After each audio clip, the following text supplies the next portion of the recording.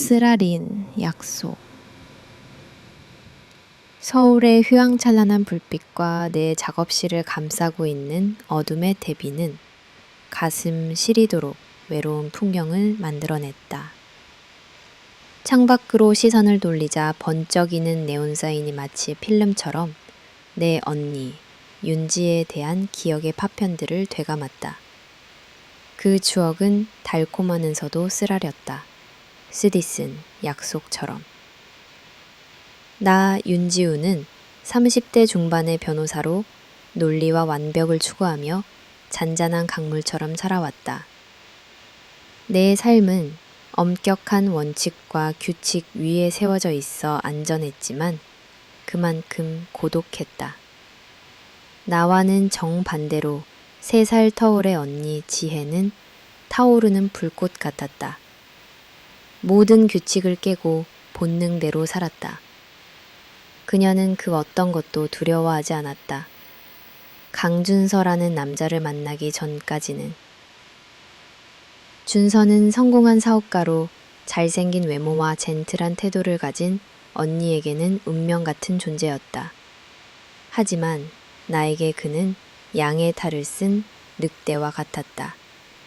그를 만날 때마다 나는 이유 모를 불안과 차가운 기운을 느꼈다. 그는 지혜에게 한없이 다정하고 헌신적이었지만 그의 눈빛은 차갑고 계산적이었다. 그 눈빛을 볼수록 나는 언니의 행복이 위태로워질까 두려웠다. 부모님 또한 준서를 온전히 신뢰하지 않았다. 그들은 준서가 지혜를 이용해 어떤 목적을 이루려 할까 걱정했다. 하지만 지혜는 부모님의 충고를 무시하고 그와 결혼했다. 결혼식 전 지혜는 내 손을 잡고 말했다. 지우야, 난 너만 믿어.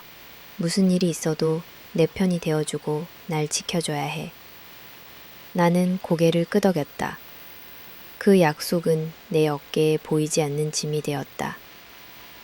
처음에는 그들의 결혼 생활이 행복해 보였다. 지혜는 준서에게 사랑스러운 아들을 낳아주었다. 그 아이는 온 가족의 기쁨이었지만 동시에 나의 걱정거리이기도 했다. 나는 준서가 아이를 진심으로 사랑하지 않는다는 것을 깨달았다. 그는 아이를 사랑스러운 존재가 아닌 완벽한 아버지의 이미지를 구축하기 위한 도구로 대하는 듯 했다. 어느 추운 겨울밤, 나는 지혜의 집을 방문했다. 언니는 주방에서 차를 끓이고 있었고 준서는 거실에서 아들과 놀고 있었다. 모든 것이 완벽해 보였지만 나는 무언가 잘못되었다는 것을 직감했다. 지혜가 등을 돌린 순간 나는 주방 식탁 위에서 이혼 서류를 보았다. 심장이 격렬하게 뛰었다. 무슨 일이 벌어지고 있다는 것을 알 수 있었다. 내가 묻자 지혜는 서둘러 서류를 숨기며 아무것도 계속해서 내 머릿속을 맴돌았다. 나는 갈림길에 서 있다는 것을 느꼈다. 한쪽은 한재의 평화로운 삶이고 다른 한쪽은 언니와 가족을 지켜야 할 책임이었다. 나는 지혜의 삶이 겉보기처럼 단순하지 않다는 것을 알았고 진실을 파헤쳐야 했다. 도시의 불빛이 하나둘 꺼지고 하늘에는 외로운 별들만이 남아 있었다. 나는 자리에서 일어나 내 작업실의 컴퓨터를 켰다. 이제 조사를 시작해야 한다. 위험을 무릅쓰고 내가 잃을지도 모르는 모든 것을 감수하고서라도 나는 준서에 대한 진실, 지혜에 대한 진실, 그리고 우리의 약속에 대한 진실을 찾아야 한다. 그 약속은 악몽의 시작일 수도 있지만 동시에 내가 싸워야 할 이유이기도 했다. 포커서의 비밀. 언니의 집에 돌아온 후 나의 불안감은 걷잡을 수 없이 커졌다. 지혜는 겉으로는 완벽한 아내이자 엄마의 모습이었지만 그 표정 뒤에는 감출 수 없는 어두운 그림자가 드리워져 있었다. 나는 변호사로서의 예리한 직감을 동원해 언니의 일상을 관찰하기 시작했다. 언니의 행동 하나하나가 평소와 달랐다. 예전에는 늘 밝고 활기차던 언니의 눈빛은 무언가에 쫓기는 듯 불안하게 흔들렸고 작은 소리에도 움찔거리며 신경을 곤두세웠다. 어느 날 저녁 나는 언니를 초대해 저녁 식사를 함께 했다. 오붓하게 맥주 한 잔을 기울이며 나는 조심스럽게 언니의 속마음을 떠보았다. 언니, 요즘 무슨 일 있어? 얼굴이 안 좋아 보여. 지혜는 애써 웃으며 고개를 저었다. 아니, 무슨 일은. 그냥 육아에 집안일을 좀 피곤해서 그렇지. 넌 맨날 일만 하니까 이런 마음 모를 거야. 그녀의 말은 마치 방어막 같았다. 나는 더 이상 캐묻지 않고 대신 조용히 언니의 휴대폰을 엿보았다. 언니가 맥주를 마시러 잠시 자리를 비운 사이 나는 언니의 휴대폰을 들어 메시지 목록을 훑어보았다. 그리고 거기서 내 심장을 먹게 할 만한 충격적인 메시지를 발견했다. 발신자는 K. 내용은 다음과 같았다. 오늘 밤 10시 지난번 그곳에서 늦지 마. 네가 갖고 있는 것 빨리 정리해야 해. 나는 손이 떨려왔다. K라는 이름은 언니의 연락처에 없었다. 분명히 언니가 비밀리에 연락하는 사람이었다. 게다가 네가 갖고 있는 것이라는 문구는 단순한 연인관계 이상의 무언가를 암시하고 있었다. 그것은 마치 범죄 드라마에서나 나올 법한 대화였다. 나는 언니가 단순한 외도를 넘어 어떤 위험한 상황에 처해 있다는 것을 직감했다. 그날 밤 10시 30분 나는 내 차를 타고 언니의 집 근처에 잠복해 옷차림으로 집을 나섰다. 검은색 코트와 모자로 얼굴을 가린 채 택시를 타고 어디론가 향했다. 나는 조심스럽게 그 택시를 뒤쫓았다. 택시는 서울의 번화가를 벗어나 어둡고 한적한 외곽 지역으로 향했다. 도착한 곳은 재개발이 멈춘 낡은 창고 건물 앞이었다. 지혜는 창고 안으로 들어갔고 나는 차를 멀리 세운 뒤 조심스럽게 창고 주변을 살폈다. 창고 안에서는 희미한 불빛이 새어나왔고 남자와 여자의 목소리가 들려왔다. 남자의 목소리는 낮고 위협적이었다. 이제 내 차례야. 네 남편 몰래 그 서류를 빼내와. 그게 네가 살 길이야. 언니의 목소리는 떨리고 있었다. 하지만 그건 너무 위험해. 내가 어떻게 그렇게... 위험? 네 아이의 미래가 더 위험할 텐데. 이 남편이 너 몰래 숨겨둔 그 서류. 그걸로 네 아이의 친자 관계를 증명할 수 있어. 그게 뭔지 궁금하지 않아? 나는 충격으로 숨을 쉴 수가 없었다. 아이의 친자 관계. 그 말은 곧 언니의 아이가 준저의 친아들이 아닐 수도 있다는 것을 의미했다. 머릿속이 복잡해졌다. 그렇다면 준서가 그 사실을 알고도 모른 척했던 것일까? 아니면 그 서류가 아이와 관련된 또 다른 비밀을 담고 있는 것일까? 나는 더 이상 지켜볼 수 없었다. 내 언니가 어떤 거대한 음모에 휘말려 있다는 것을 깨달았기 때문이다. 그날 밤 나는 잠 못 이루는 밤을 보냈다. 단순한 외도로 생각했던 언니의 문제는 사실은 더 깊고 어두운 비밀의 심연으로 나를 끌어들이고 있었다. 나는 언니를 구해야만 했다. 그리고 그를 위해서는 이 모든 비밀의 실체를 파헤쳐야만 했다. 내 머릿속에는 K, 서류, 그리고 아이의 친자 관계라는 세 개의 키워드가 끊임없이 맴돌았다. 이제 나는 단순한 변호사가 아니라 언니의 삶을 지키기 위한 탕정이 되어야 했다. 문명의 만남. 나는 낡은 창고 건물 앞에서 차를 몰고 돌아오는 내내 혼란과 두려움에 휩싸여 있었다. 언니 지혜가 어떤 위험에 빠졌는지, 그리고 그 모든 것이 조카의 출생과 관련이 있다는 사실이 나의 이성을 마비시켰다. 나는 냉철한 변호사로서의 태도를 유지하려 노력했지만 언니의 불안한 눈빛과 K라는 남자의 위협적인 목소리가 계속해서 귓가에 맴돌았다. 다음날 아침, 나는 언니에게 전화를 걸어 단도직입적으로 물었다. 언니, 어젯밤에 어디 있었어? 지혜는 당황하며 말을 더듬었다. 그냥 친구 만났지. 왜? 갑자기 무슨 일이야? 나는 언니의 거짓말에 더 이상 참을 수 없었다. 창고, K, 아이의 친자 관계. 이 세 가지가 다 뭔지 솔직하게 말해줘. 그러면 내가 직접 다 파헤칠 거야. 전화기 너머로 잠시 침묵이 흘렀다. 그 침묵은 마치 폭풍 전야의 고요함 같았다. 이윽고 지혜는 흐느끼는 목소리로 말했다. 지우야, 제발 너한테만 말할게. 오늘 오후 4시 시청 앞 고요한 산책 카페로 와줘. 나는 약속 시간보다 30분 일찍 카페에 도착했다. 고요한 산책은 이름처럼 조용하고 아늑한 분위기의 카페였다. 창가에 앉아 커피를 마시며 언니를 기다리는 동안 나는 어젯밤의 녹음 파일을 다시 들었다. 남자의 목소리는 위협적이었지만 동시에 어떤 깊은 증오를 품고 있는 것 같았다. 나는 그의 정체가 무엇인지, 그리고 그가 언니에게 뭘 원하는지 알아내야 했다. 정확히 4시 정각, 지혜가 문을 열고 들어왔다. 언니는 평소에 화려한 옷차림 대신 수수하고 어두운 색의 코트를 입고 있었다. 눈은 빨갛게 충혈되어 있었고 손은 미세하게 떨리고 있었다. 나는 언니를 보자마자 가슴이 아파왔다. 나의 강인하고 당당했던 언니는 온데간데였고 오직 두려움에 떨고 있는 한 여인만이 남아있었다. 지혜는 내 앞에 앉자마자 아무 말 없이 눈물을 쏟아냈다. 나는 따뜻한 차 한 잔을 건네며 언니를 진정시켰다. 언니, 괜찮아. 이제라도 말해줘. 내가 도와줄게. 언니는 한참을 울고 나서야 겨우 입을 열었다. 사실 나 외도했어. 나는 이미 짐작하고 있었지만 언니의 입에서 직접 그 말을 들으니 가슴이 철렁했다.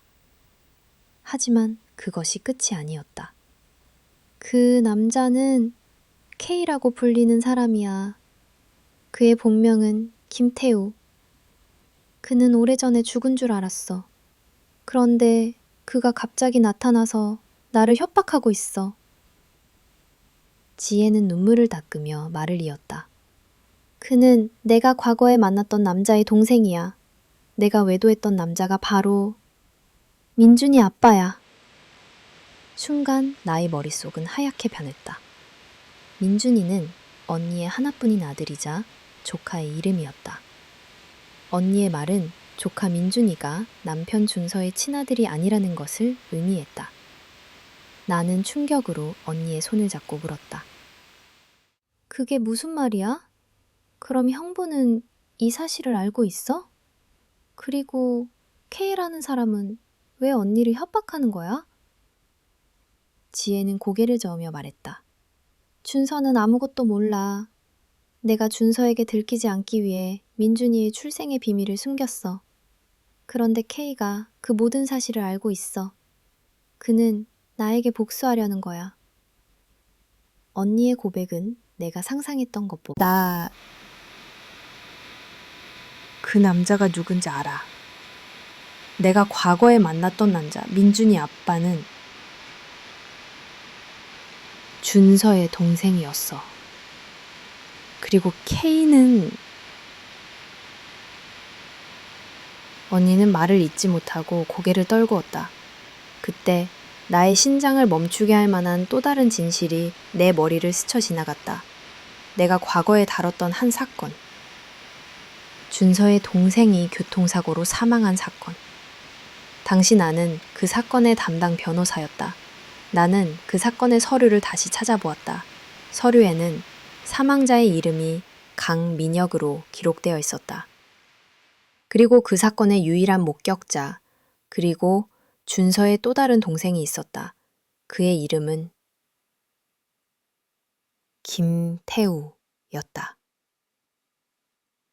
나는 언니의 고백과 나의 과거가 교차되는 순간 이 모든 것이 우연이 아니라 치밀하게 계획된 복수극이라는 것을 깨달았다. K라는 남자는 단순한 협박범이 아니었다. 그는 언니의 과거를 알고 있는 사람이자 동시에 나와 준서의 과거에 깊이 연루된 인물이었다. 나는 이제 더 이상 비로 물러설 수 없었다. 나는 언니를 구해야 하고 이 모든 진실을 밝혀내야 했다. 그리고 이 모든 것의 중심에는 나조차도 몰랐던 어떤 운명의 끈이 얽혀 있었다. 언니의 충격적인 고백은 내 머릿속의 모든 퍼즐 조각들을 뒤섞어 버렸다. K라는 남자의 정체, 준서의 동생 강민혁의 죽음, 그리고 조카 민준이의 출생의 비밀. 이 모든 것이 마치 촘촘한 거미줄처럼 얽혀 있었다. 나는 더 이상 이 모든 것을 혼자 감당할 수 없었다. 나는 나의 오랜 조력자이자 뛰어난 탐정인 박지혁에게 연락을 취했다. 지혁은 나와 대학 시절부터 인연을 맺어온 친구로 뛰어난 관찰력과 정보 수집 능력으로 늘 복잡한 사건의 실마리를 찾아주었다. 나는 그에게 모든 상황을 설명했다. 지혁은 내 말을 듣자마자 눈을 빛내며 말했다. 지우야, 이건 단순한 불륜 사건이 아니야. 이건 과거의 복수가 현재까지 이어진 거야. 그 K라는 인물을 먼저 파헤쳐야 해. 우리의 첫 번째 목표는 K라는 남자의 정체를 완벽하게 파악하는 것이었다. 지혁은 K가 언니에게 보낸 메시지의 발신지를 추적하고 과거 나와 언니의 주변 인물들을 대상으로 탐문 조사를 시작했다. 나는 내 과거를 되짚으며 강민혁의 교통사고 사건 파일들을 다시 열어보았다. 당시에는 단순한 음주운전 사고로 종결되었지만 지금 생각하니 석연치 않은 점들이 한두 가지가 아니었다. 목격자는 단 한 명이었고 그의 진술은 왠지 모르게 불완전했다. 며칠 후 지혁에게서 연락이 왔다. 지우야, K의 정체를 알아냈어. 그는 해커야. 그리고 그가 사용하는 모든 서버와 아이디는 제 가상이야. 그를 찾는 건 마치 신기루를 쫓는 것과 같아. 지혁의 말에 나는 절망했다. K는 단순히 협박범이 아니라 모든 흔적을 지울 수 있는 능력을 가진 전문가였다. 그는 자신을 드러내지 않고 완벽하게 숨어 있었다. 하지만 지혁은 포기하지 않았다. 하지만 그는 힌트를 남겼어. 해커들은 보통 자신의 흔적을 지우면서도 자신만의 서명을 남기거든. 지혁은 K가 언니에게 보낸 메시지 속에서 미묘한 암호 코드를 발견했다.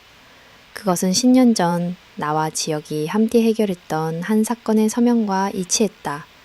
그 사건은 한 기업의 내부 정보가 유출되어 회사가 파산 직전까지 갔던 사건이었다. 당시 용의자는 끝내 잡히지 않았다. 나는 충격에 휩싸였다. K는 단순히 언니를 협박하는 사람이 아니었다.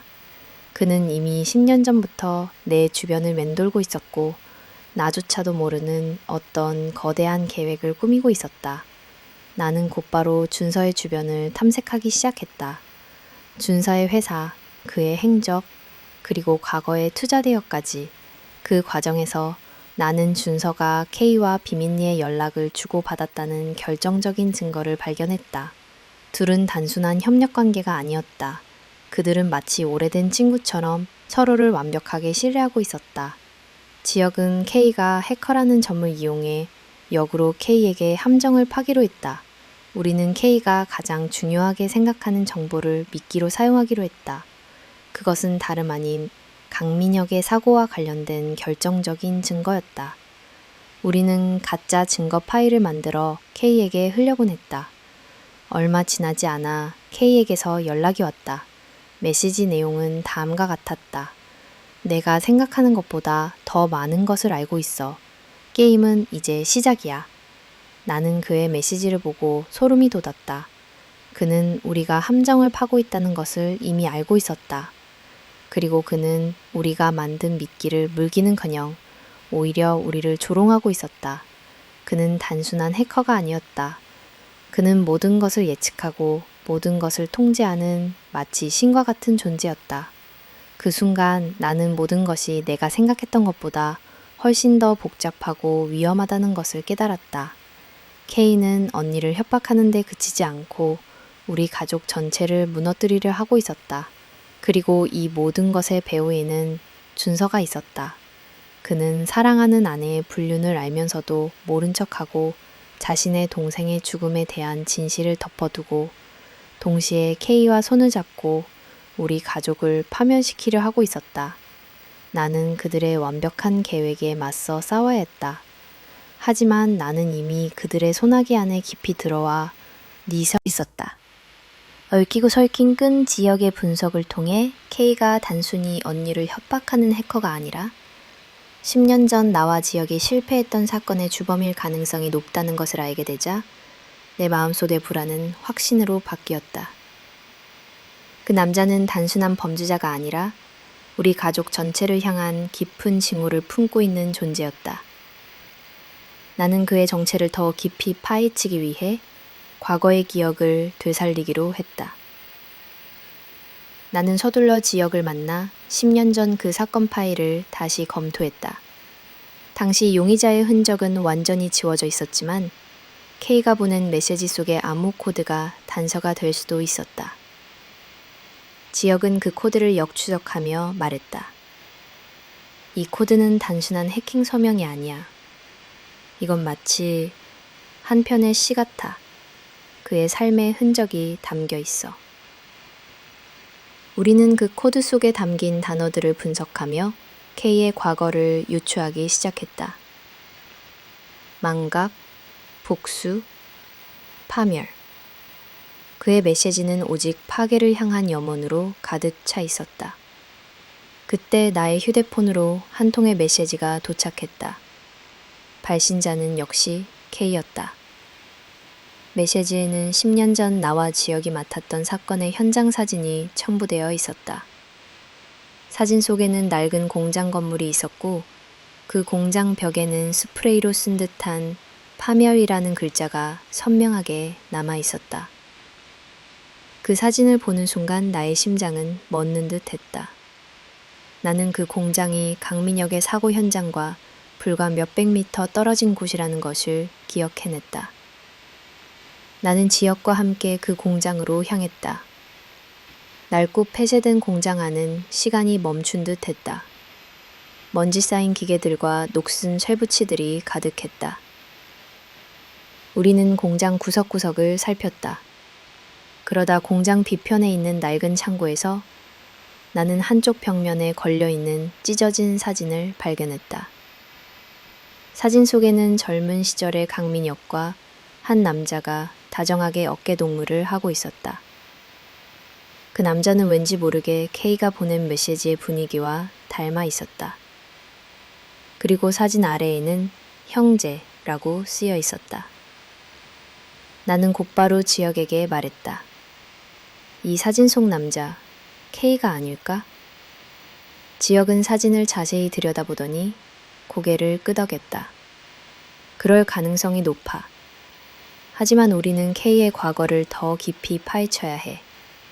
왜 그가 민혁의 죽음과 관련되어 있고 왜 우리 가족을 향한 복수를 꿈꾸는지 알아내야 해. 우리는 다시 과거로 돌아갔다. 강민혁의 사고 서류와 K가 보낸 메시지, 그리고 언니의 증언을 종합해보니 한 가지 가설이 떠올랐다. 강민혁과 K는 단순한 형제가 책임이 있다고 믿고 있었다. 나는 이 가설을 뒷받침할 증거를 찾아내야 했다. 그때 또 다른 충격적인 사실이 드러났다. 강민혁의 사고 현장에 있었던 유일한 목격자. 그의 이름이 김태우, 즉 K였다. 하지만 그는 당시 진술에서 자신의 정체를 숨기고 가짜 이름으로 진술했다. 그는 왜 진실을 숨겼을까? 나는 이 모든 것이 우연이 아니라는 것을 직감했다. K는 단순히 복수를 꿈꾸는 남자가 아니라 치밀하게 계획된 복수극의 연출자였다. 그는 10년 전부터 이 모든 것을 계획하고 있었다. 나는 K가 준서와 어떤 관계인지 알아내기 위해 준서의 과거 행적을 다시 조사했다.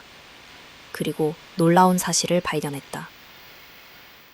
준서의 회사에서 10년 전 K가 해커로 일한 적이 있다는 기록이 남아 있었다. 준서는 K의 정체를 알고 있었지만 이를 숨기고 K를 자신의 수족처럼 부리고 있었다. 그들은 단순한 공범 관계가 아니었다.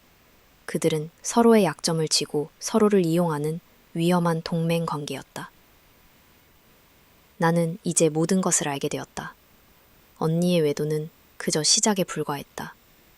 K와 준서는 언니의 외도를 이용해 우리 가족의 모든 것을 파괴하려는 거대한 음모를 꾸미고 있었다. 나는 언니에게 이 모든 것을 알리고 싶었지만 그럴 수 없었다. K와 준서는 이미 우리 가족을 감시하고 있었고 나의 일거수일투족을 감시하고 있었다. 나는 고립되었다. 하지만 나는 포기할 수 없었다. 나는 내 언니를, 내 조카를, 그리고 내 가족을 지켜야 했다. 나는 이 위험한 게임의 실타래를 끊어내고 진실을 밝혀내야 했다. K와 준서가 얽혀있다는 충격적인 사실을 알게 된 나는 더 이상 언니를 방치할 수 없다고 판단했다. 나는 언니에게 모든 것을 털어놓고 이 위험한 게임에서 벗어나도록 설득해야 했다. 나는 언니에게 고요한 산책 카페에서 다시 만나자고 연락했다. 이번에는 두 사람 모두에게 절박함이 느껴졌다. 나는 언니가 도착하기 전에 녹음기를 켜고 그녀의 자리에 소형 녹음기를 숨겨두었다. 언니의 고백이 단순한 감정적인 문제가 아니라 법적 분쟁으로 이어질 수 있다는 것을 직감했기 때문이다. 정확히 4시, 지혜는 초췌한 얼굴로 카페 문을 열고 들어왔다. 그녀의 눈은 불안과 죄책감으로 가득 차 있었다. 지우야, 너 혹시 준서가 알아챘니? 나 어제부터 계속 불안해. 나는 언니의 말에 가슴이 철렁했지만 애써 침착함을 유지했다. 언니, 준서는 이미 다 알고 있어. 그리고 K라는 남자와 한패야. 그들은 언니의 외도를 이용해 우리 가족을 파멸시키려 하고 있어. 지혜는 나의 말에 크게 놀라며 소리쳤다. 무슨 말이야? 준서가 어떻게 알아? 아니, 그게 말이 돼? 준서랑 K가 한패라니. 너 지금 무슨 소리 하는 거야? 나는 언니에게 그동안 내가 알아낸 모든 사실들을 이야기했다.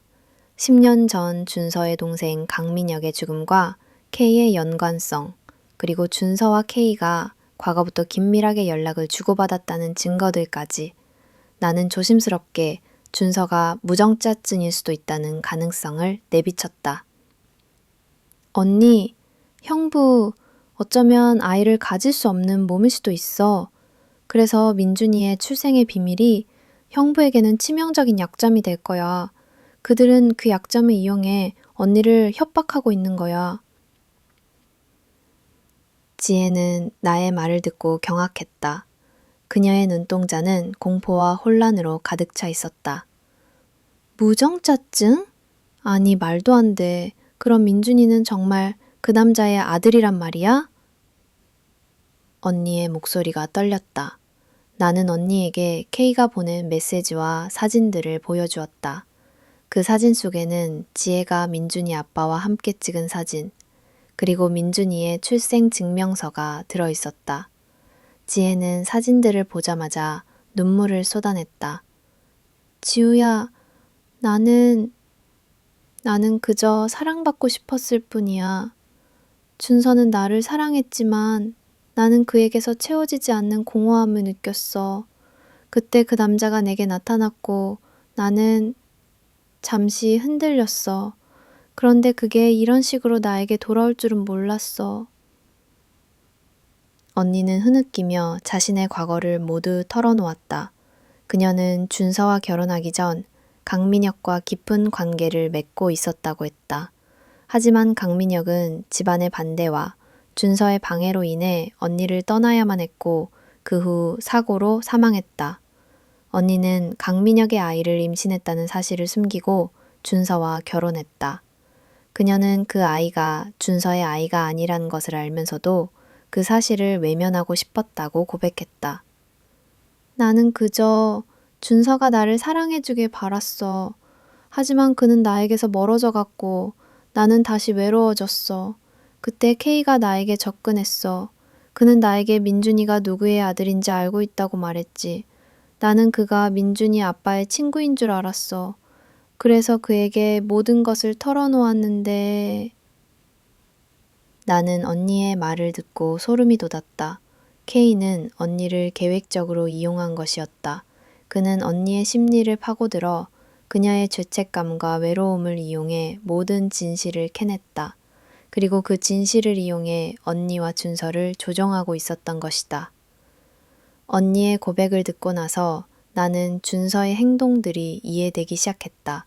그는 언니가 외도를 하고 자신의 친아들이 아니라는 것을 알고 있었을 것이다.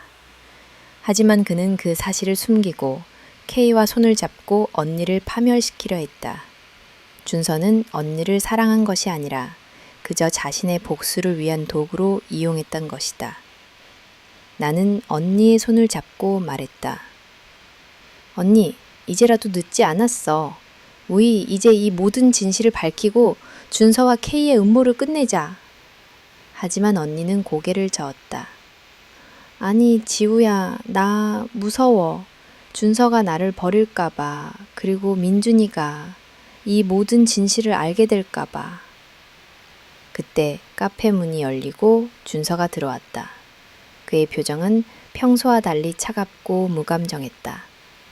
그는 우리를 보고 미소를 지었지만 그 미소 속에는 어떤 깊은 증오가 서려 있었다. 두 사람, 무슨 좋은 이야기라도 하나? 나도 좀 같이 듣지? 준서의 목소리는 부드러웠지만 나는 그의 눈빛에서 섬뜩한 경고를 읽어냈다.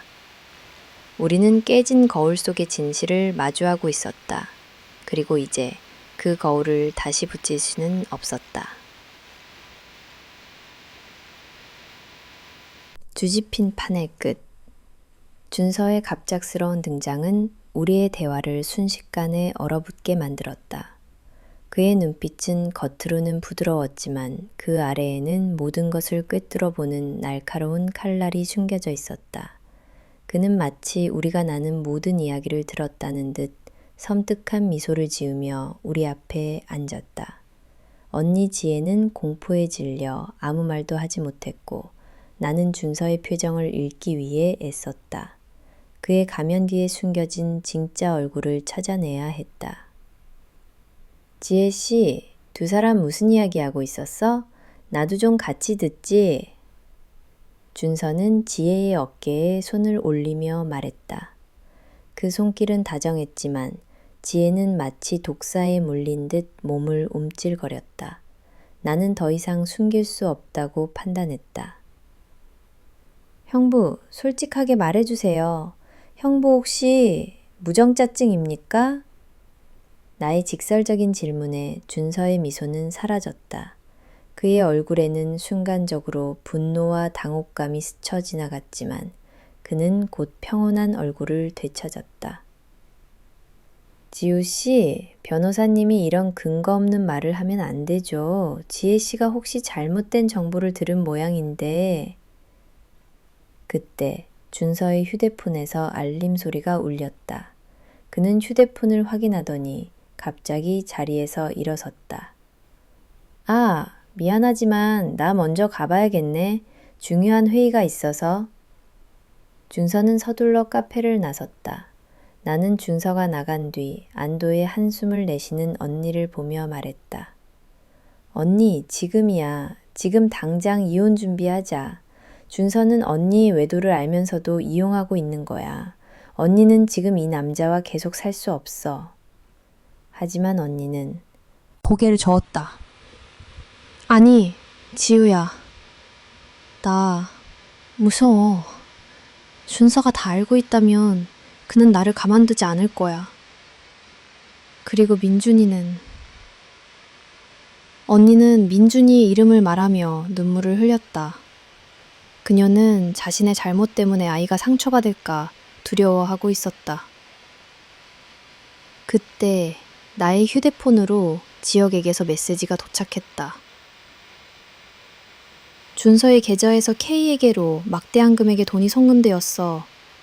단순한 협박 관계가 아니라 둘은 이미 공범 관계야.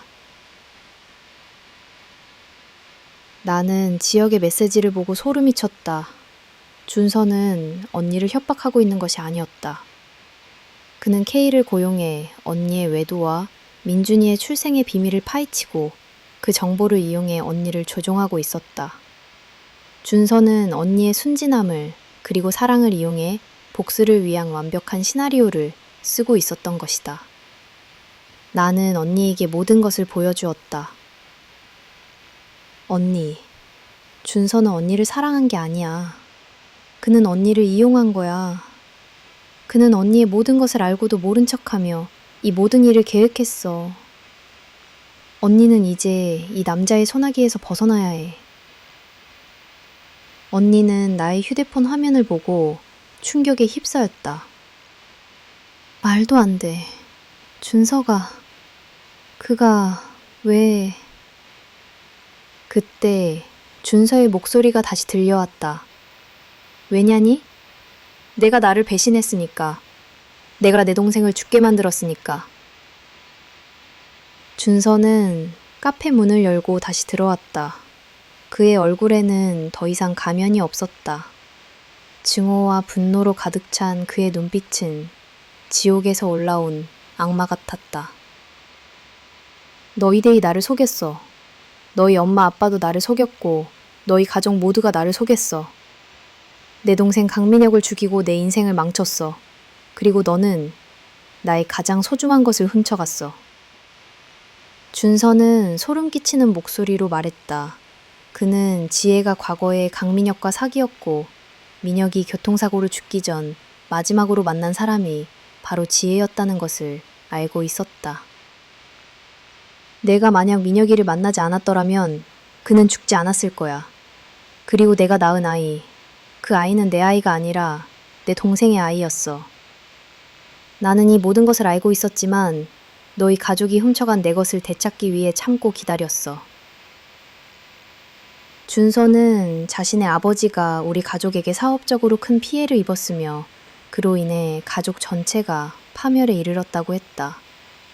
그리고 준서는 복수를 위해 치밀한 계획을 세웠다. 그는 일부러 언니에게 접근했고 그녀를 사랑하는 척하며 곁을 언했다. 그리고 그는 K를 고용해 언니의 과거를 파헤치고 민준이의 친자 관계를 밝혀내려고 했다. 하지만 것을 알고 있었다. 그는 단지 이 사실을 이용해 언니를 파멸시키고 우리 가족의 모든 것을 빼앗으려 했던 것이다. 나는 준서의 얼굴을 보며 소름이 돋았다. 그의 복수는 단순히 재산을 빼앗는 것이 아니었다. 그는 우리 가족의 모든 것을 파괴하고 우리를 절망의 나락으로 떨어뜨리려 했다. 나는 더 이상 이 남자와 맞설 수 없다고 생각했다. 그는 이미 모든 것을 알고 있었고 우리를 쥐고 흔들고 있었다. 우리는 이제 그의 판 위에서 춤추는 꼭두각시가 되어버렸다. 복수의 소용돌이. 준서의 가면이 벗겨지고 드러난 진짜 얼굴은 내가 상상했던 것보다 훨씬 더 잔혹하고 추악했다. 그는 사랑하는 남편이 아니었다. 복수의 눈이 멀어 모든 것을 짓밟으려는 악마였다. 그는 차가운 미소를 지으며 말했다. 지혜씨, 당신은 내 동생의 죽음에 책임이 있어. 그리고 지우씨, 당신은 그 진실을 덮어버렸지. 이제 그 대가를 치를 시간이야. 준서의 말은 마치 우리를 둘러싼 공기를 산산조각 내는 것 같았다. 지혜는 두려움에 떨며 준서에게 매달렸다. 여보, 미안해. 내가 잘못했어. 제발 용서해줘. 하지만 준서는 그녀의 손을 뿌리쳤다. 용서? 당신은 용서받을 자격 없어. 당신이 나에게 저지른 죄는 용서받을 수 없는 거야. 나는 준서의 얼굴에서 과거의 한 남자를 떠올렸다. 강민혁. 준서의 동생이자 지혜의 과거 연인이었던 남자. 준서의 눈빛은 마치 강민혁의 눈빛과 닮아 있었지만 그 속에는 분노와 증오만이 가득했다. 나는 준서가 이 모든 복수를 강민혁을 위해서 하고 있다고 생각했다. 하지만 그의 다음 말은 나의 생각을 완전히 뒤집어 놓았다. 너희 가족 모두가 내게 빚을 졌어. 우리 아버지는 너희 아버지의 탐욕 때문에 모든 것을 잃었지. 그 충격으로 돌아가셨어. 그리고 내 동생, 그는 내 아버지의 유일한 희망이었어. 하지만 너희 가족 때문에 그마저도 잃었지. 나는 너희 가족에게 모든 것을 빼앗겼어. 이제 내가 너희에게서 모든 것을 되찾을 거야. 준서는 자신이 어릴 적부터 우리 가족에게 당한 고통을 이야기했다. 우리 아버지의 무자비한 사업 확장으로 인해 준서의 가족은 풍비박산났다. 준서의 아버지는 충격으로 쓰러져 돌아가셨고 어린 준서는 어머니와 동생을 책임져야 했다. 하지만 동생 강민혁마저 불의의 사고로 사망하자 준서는 모든 희망을 잃었다. 그는 복수를 위해 치밀한 계획을 세웠다. 그는 지혜에게 접근해 사랑하는 척했고 그녀의 마음을 얻어 결혼했다. 하지만 그의 진짜 목적은 지혜가 아닌 우리 가족이었다. 그는 너희 지혜를 이용해 우리 가족의 약점을 파고들고 우리 가족의 모든 것을 빼앗으려 했던 것이다. 그리고 그는 K, 즉 김태우를 고용해 이 모든 계획을 실행했다. K는 준서의 동생 강민혁과 친한 친구였다. 그는 강민혁의 죽음에 대해 우리 가족이 책임이 있다고 믿고 있었다. K는 준서와 손을 잡고 우리 가족에게 복수하기로 했다. 그는 해커로서의 능력을 이용해 우리 가족의 모든 정보를 빼냈다. 그리고 준서에게 넘겨주었다. 준서는 그 정보들을 이용해 우리 가족의 약점을 파고들었고 지혜의 외도와 조카의 출생의 비밀까지 모두 알게 되었다. 준서는 우리의 모든 것을 알고 있었다. 나의 법률 사무소에 대한 정보, 우리 가족의 재산 상황, 그리고 아버지의 과거 비리까지. 그는 이미 이 모든 것을 손에 넣고 있었다. 나는 준서가 K와 함께 꾸민 거대한 음모에 휘말렸다는 것을 깨달았다. 그는 지혜를 사랑한 것이 아니라 그저 복수를 위한 도구로 이용했던 것이다. 준서는 지혜에게 이혼을 요구했다. 당신은 민혁이 아이를 낳았고 나를 속였어. 나는 당신과 더 이상 함께할 수 없어. 모든 것을 잃고 나락으로 떨어져. 지혜는 절규했다. 그녀는 자신이 사랑했던 남자가 자신을 파멸시키려 한다는 사실에 충격을 받았다. 나는 준서에게 맞섰다. 형도 이건 법적인 문제예요. 형부가 K와 함께 우리 가족에게 저지른 죄는 절대 용서받을 수 없어요.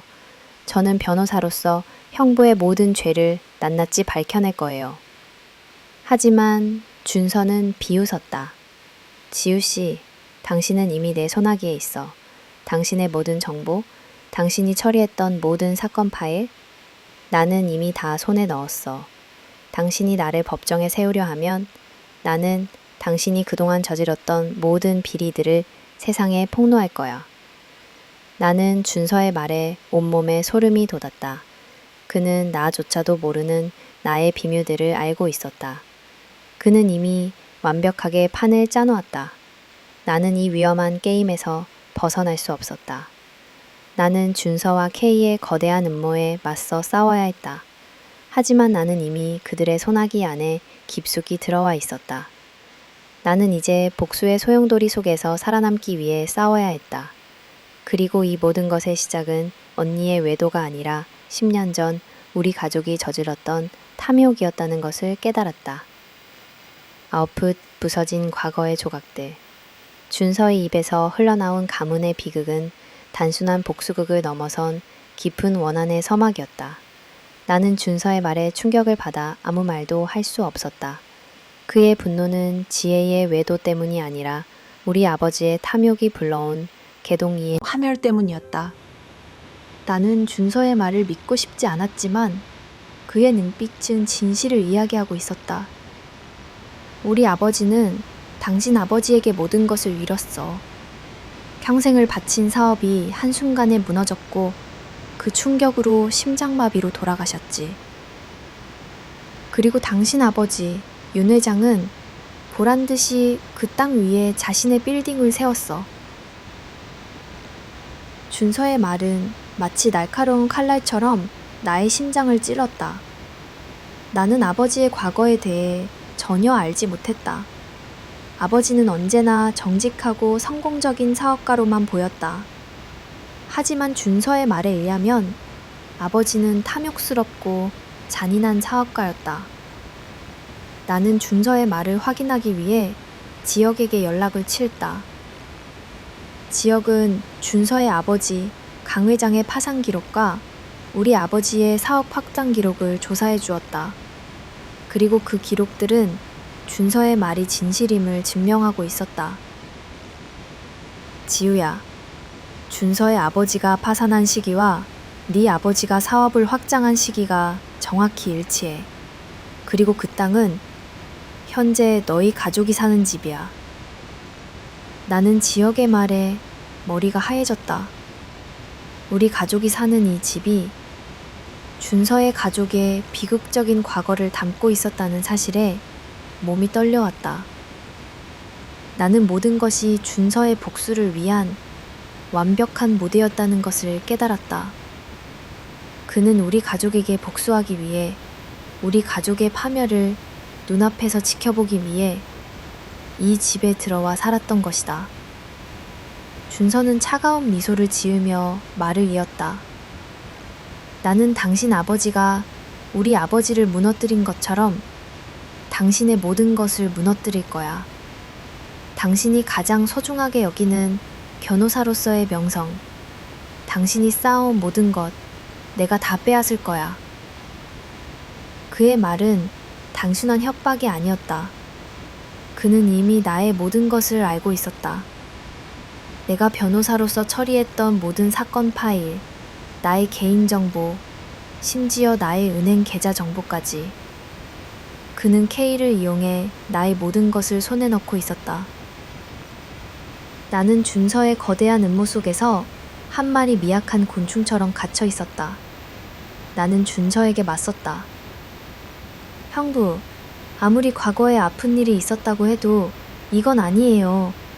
형부의 복수는 또 다른 비극을 낳을 뿐이에요. 이 모든 것을 멈춰주세요. 하지만 준서는 비웃었다. 멈춰? 이미 늦었어. 당신 언니는 이미 이 모든 것을 알고 있었지만 나를 버리지 않았지. 그녀는 나를 사랑했으니까. 하지만 나는 그녀를 사랑하지 않았어. 나는 그저 그녀를 이용했을 뿐이야. 준서의 말에 지혜는 충격에 빠졌다. 그년 자신이 사랑했던 남자가 자신을 이용했다는 사실에 절규했다. 당신은 나를 사랑했잖아. 당신은 나를 위해 모든 것을 다해줬잖아. 사랑? 나는 당신을 사랑한 적 없어. 나는 당신이 내 복수를 위한 가장 완벽한 도구라고 생각했지. 당신은 나의 모든 것을 빼앗아간 가족의 딸이었으니까. 당신은 그저 나의 복수를 위한 장기말이었어. 준서의 냉혹한 말에 지혜는 무너져 내렸다. 그녀는 준서의 손에 의해 모든 것을 잃었다. 사랑, 가족, 그리고 자신의 정체성까지. 나는 준서의 잔인함에 치를 떨었다. 그의 복수는 단순히 재산을 빼앗는 것이 아니었다. 그는 우리 가족의 영혼까지 파괴하려 했다. 나는 준서에게 마지막으로 외쳤다. 형부의 복수는 결국 형부 자신을 파멸시킬 거예요. 복수심에 눈이 멀어 소중한 모든 것을 잃게 될 거예요. 준서의 동생 강민혁이 원했던 것이 이것은 아닐 거예요. 준서의 눈빛이 흔들렸다. 나의 말에 그의 마음속 깊은 곳에 묻어두었던 동생 강민혁에 대한 그리움과 죄책감이 떠올랐을까. 하지만 그는 곧 차가운 표정을 되찾았다. 지우씨, 게임은 이제 끝났어. 당신의 모든 것이 나에게 있어. 당신은 이제 나에게서 벗어날 수 없어. 준서의 말과 함께 우리의 모든 것을 파멸시키려는 거대한 소용돌이가 시작되었다. 나는 이 모든 것을 막아야 했다. 그리고 이 모든 것의 시작은 내가 몰랐던 아버지의 탐욕이었다는 것을 깨달았다. 나는 과거의 부서진 조각들을 다시 맞춰 진실을 밝혀내야 했다. 그리고 이 모든 것의 끝은 우리 가족의 파멸이 아닌 준서의 파멸이어야 했다. 옛 시간과의 싸움.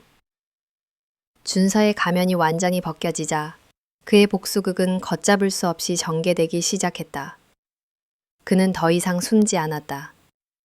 나의 법률사무소로 의문의 전화와 팩스가 쏟아지기 시작했고 나의 명성을 깎아내리는 익명의 게시물이 인터넷에 도배되었다. 모든 것은 준서와 K의 치밀한 계획이었다.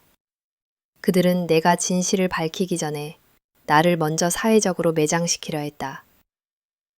나는 지역에게 연락해 준서와 K가 꾸미고 있는 모든 음모를 폭로하기 위해 증거를 수집하기 시작했다.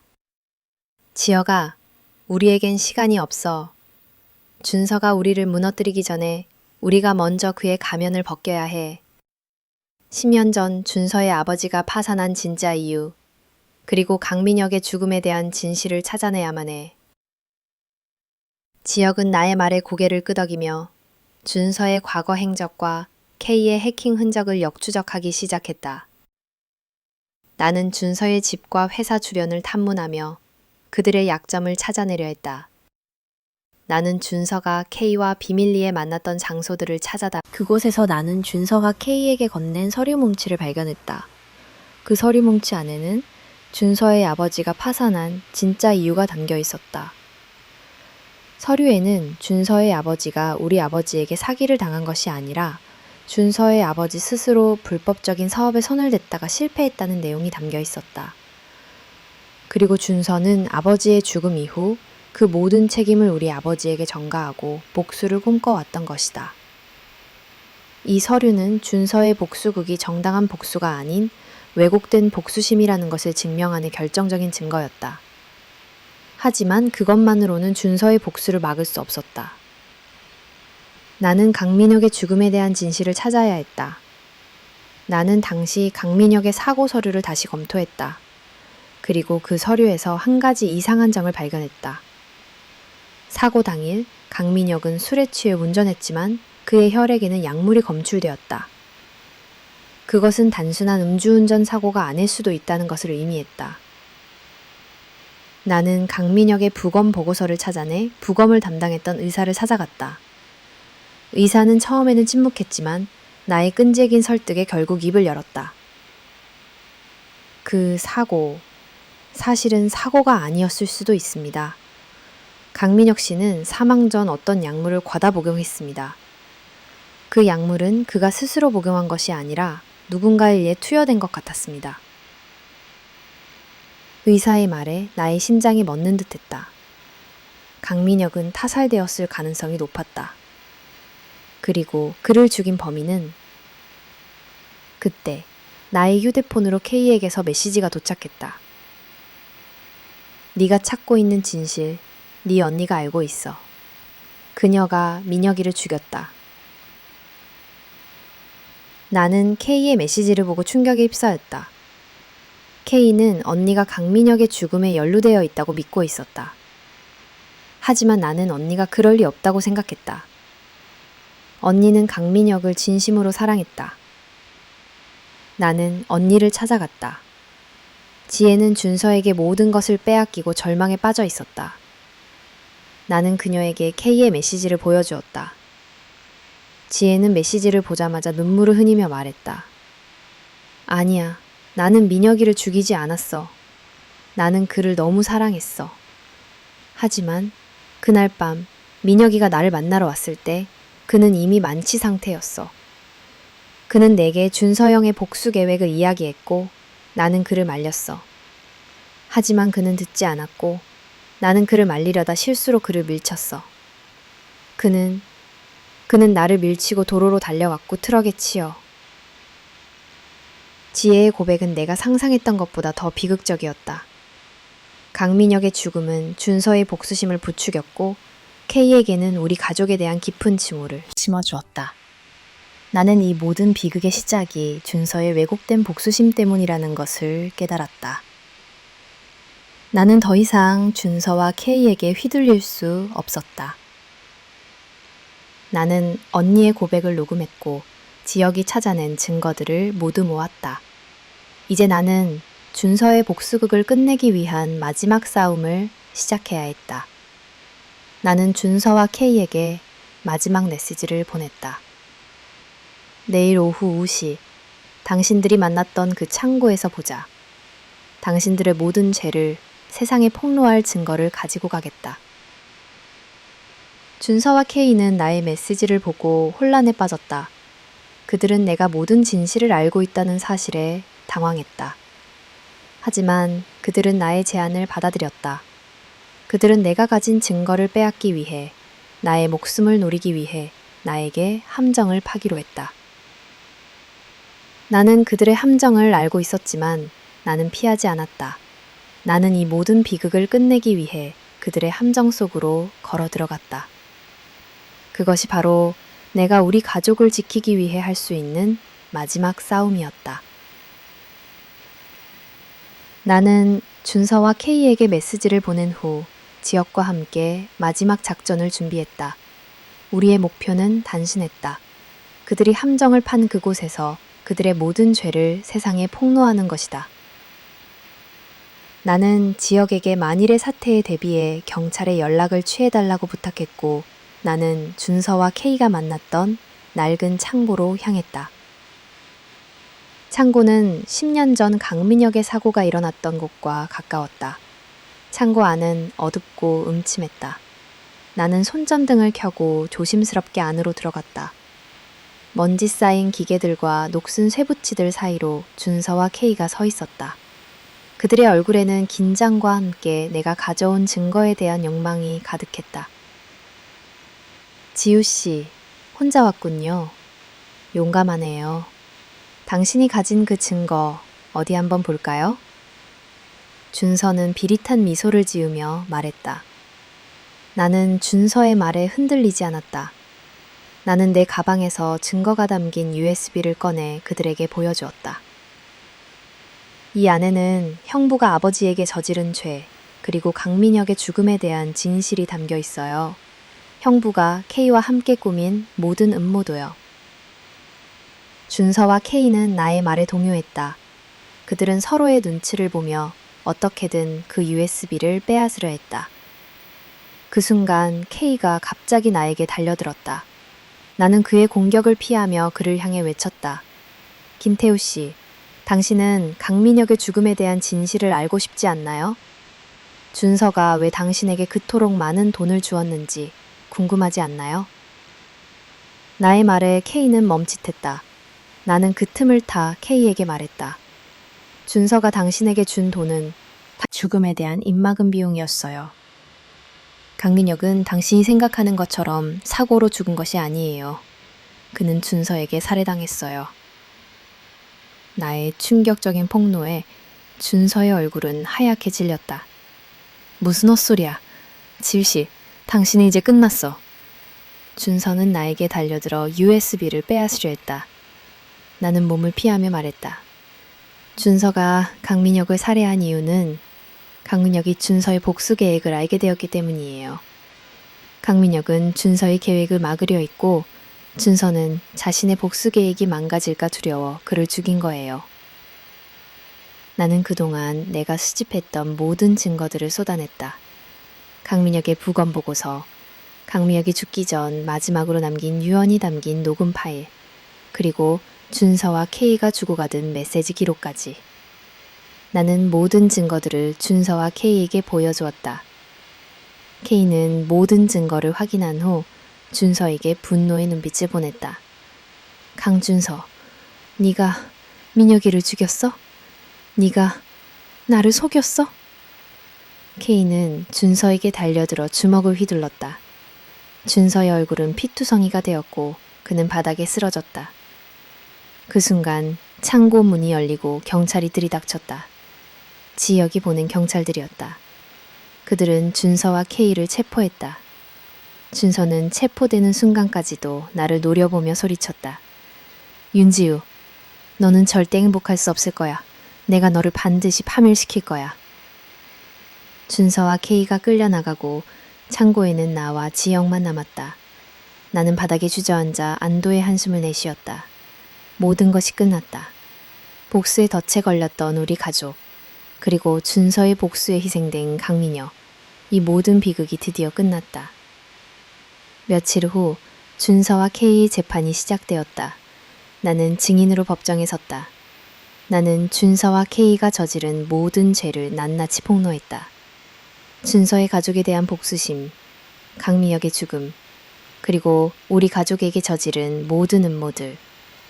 준서는 자신의 죄를 인정했고 K는 준서에게 속았다는 사실에 분노하며 모든 것을 증언했다. 재판은 준서와 K의 유죄 판결로 끝이 났다. 그들은 징역형을 선고받았다. 재판이 끝난 후 나는 언니를 찾아갔다. 언니는 민준이와 함께 새로운 삶을 시작하고 있었다. 언니는 준서에게서 벗어나 자신의 삶을 되찾았다.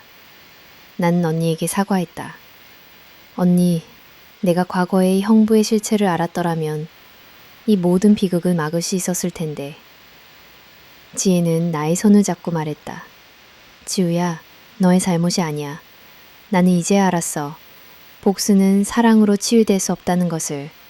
그리고 과거의 상처는 과거에 묻어두어야 한다는 것을. 이제 우리는 새로운 시작을 할 수 있어. 나는 언니의 말을 듣고 눈물을 흘렸다. 우리의 싸움은 끝이 났다. 그리고 이제 우리는 새로운 삶을 시작할 수 있게 되었다. 나는 준서의 복수에 갇혔던 내 삶을 되찾고 새로운 삶을 향해 나아가기로 결심했다.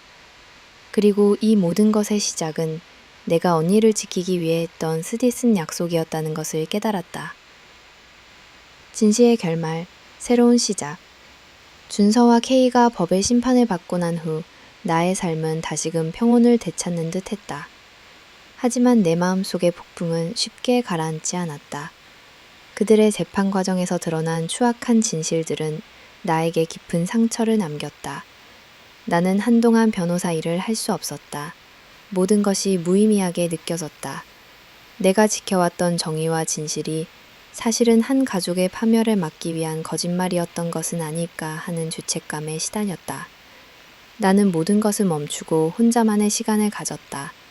준서의 복수심이 어디에서 비롯되었는지, 그리고 우리 가족이 저질렀던 탐욕이 얼마나 큰 비극을 낳았는지 되돌아보았다. 나는 우리 아버지에게 준서의 가족에게 했던 잘못을 물었고, 아버지는 깊은 한숨을 내쉬며 모든 것을 털어놓았다. 아버지는 젊은 시절의 야망 때문에 준서의 아버지를 무너뜨렸고 그 후 평생을 죄책감에 시달렸다고 고백했다. 나는 아버지의 고백을 듣고 준서의 복수가 단순히 개인적인 원한이 아니라 우리 가족의 탐욕이 낳은 비극적인 결과라는 것을 깨달았다. 나는 모든 것을 정리하기 위해 언니와 조카 민준이를 찾아갔다. 언니는 준서에게서 벗어나 작은 도시에서 조용히 살고 있었다. 언니의 얼굴에는 더 이상 불안과 두려움이 없었다.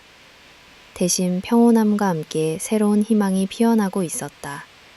민준이는 여전히 밝고 건강하게 자라고 있었다. 민준이의 해맑은 미소를 보며 나는 이 모든 고통이 헛된 것이 아니었음을 깨달았다. 언니는 나의 손을 잡고 말했다. 지우야, 내 덕분이야. 내가 아니었다면 나는 아직도 준서의 덫에 갇혀 있었을 거야. 그리고 민준이도 진실을 모른 채 살았겠지. 이제 나는 진실과 마주하고 새로운 삶을 살 수 있게 되었어. 나는 언니에게 사과했다. 언니, 내가 과거에 형부의 실체를 알았더라면 이 모든 비극을 막을 수 있었을 텐데. 지혜는 나의 어깨를 감싸 안으며 말했다. 아니, 지우야, 너의 잘못이 아니야. 나는 이제야 알았어. 복수는 사랑으로 치유될 수 없다는 것을. 그리고 과거의 상처는 과거에 묻어두어야 한다는 것을. 이제 우리는 새로운 시작을 할 수 있어. 이 모든 고통은 우리를 더 강하게 만들었으니까. 나는 언니의 말에 눈물을 흘렸다. 우리의 싸움은 끝이 났다. 그리고 이제 우리는 새로운 삶을 시작할 수 있게 되었다. 나는 준서의 복수에 갇혔던 내 삶을 되찾고 변호사로서의 삶도 다시 시작하기로 결심했다. 하지만 이전과는 다른 변호사가 되기로 했다. 나는 돈과 명예를 쫓는 변호사가 아니라 진실과 정의를 위해 싸우는 변호사가 되기로 했다. 나는 나의 경험을 통해 법의 힘이 사람을 살릴 수도 죽일 수도 있다는 것을 깨달았기 때문이다. 그 후 몇 년이 흘렀다. 나는 변호사로서 성공적인 커리어를 쌓았지만 나의 삶은 예전과 달랐다. 나는 항상 진실을 추구했고 내가 억울한 사람들의 편에 서서 싸웠다. 나는 가끔 준서와 K의 소식을 들었다. 그들은 여전히 감옥에서 죄를 뉘우치며 살고 있었다. 준서는 감옥에서 나의 변호를 요청했지만 나는 거절했다. 나는 그를 용서할 수 없었지만 그를 미워하지도 않았다. 나는 그저 그가 자신의 죄를 깨닫고 새로운 삶을 살기를 바랐다. 어느 날 나는 언니와 민준이와 함께 우리 가족의 옛집을 찾았다. 그 집은 이제 다른 사람들의 행복한 보금자리가 되어 있었다. 나는 그 집을 보며 과거의 상처를 모두 묻어두기로 결심했다. 그 집은 더 이상 준서의 복수심이 가득한 집이 아니라 우리 가족의 사랑과 추억이 담긴 집이었다. 나는 지혜의 손을 잡고 말했다. 언니, 이제 우리 새로운 시작을 하자. 과거의 모든 것을 잊고 새로운 삶을 살자. 지혜는 나의 말에 환하게 웃었다. 그녀의 미소는 마치 봄날의 햇살처럼 따뜻했다. 우리는 과거의 아픔을 딛고 새로운 미래를 향해 걸어나갔다. 그리고 이 모든 것의 시작은 내가 언니를 지키기 위해 했던 쓰디쓴 약속이었다는 것을 깨달았다. 그 약속은 나에게 고통을 주었지만 동시에 나를 성장시켰고 나에게 진정한 삶의 의미를 깨닫게 해주었다.